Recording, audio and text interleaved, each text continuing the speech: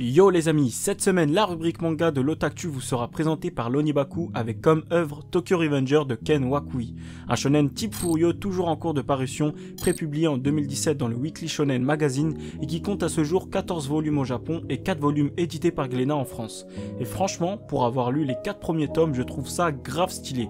Alors pour vous faire simple, vous prenez Young GTO et Erased, vous mélangez les deux et ça vous donne Tokyo Revenger, vous allez comprendre.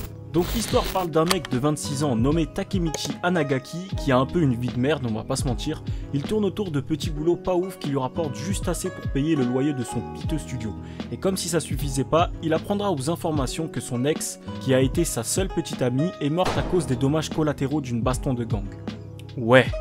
Après ça, pendant qu'il se lamentera sur sa pitoyable vie, il sera victime d'un étrange phénomène inexpliqué qui lui fera faire un saut de 12 ans en arrière, à l'époque où il était au collège et qu'il se donnait un air de pseudo-racaille, petite frappe, mêlée à une décoloration de coups de banane.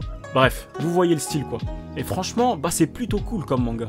Le héros de l'œuvre Takemichi qui se remet en question est intéressant, car on lui donne une deuxième chance d'avoir une vie convenable où il sera plus qu'un mec ordinaire sans ambition. Et surtout, on lui donne une chance de sauver sa petite amie Hinata, qui mourra dans 12 ans s'il n'agit pas. Il se retrouvera mêlé assez rapidement et de manière assez drôle au Tokyo Manjikai, le gang qui causera la mort de Hinata 12 ans dans le futur, et qui est dirigé par un leader charismatique, Manjiro Sano. Bien sûr, comme tout bon Furio, ça sort les battes de baseball et ça se fout sur la gueule. Donc ouais, il y a de la baston et notre héros va devoir poser ses cojones sur la table et autour de tout ce bordel, il va changer son destin et effacer les regrets qu'il garde enfouis en lui. Et je sais pas pour vous, mais je kiffe quand ça pue la détermination dans un manga.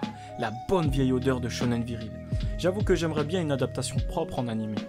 Les dessins ne sont pas exceptionnels mais abordent un style légèrement strict tout en gardant la patte shonen moderne et ça fait plutôt bien le taf je trouve.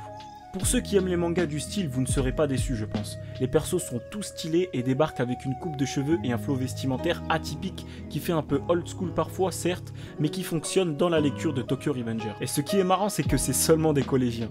L'histoire est prenante et le héros est marrant et attachant. Donc ouais, sans plus attendre, allez lire ce manga.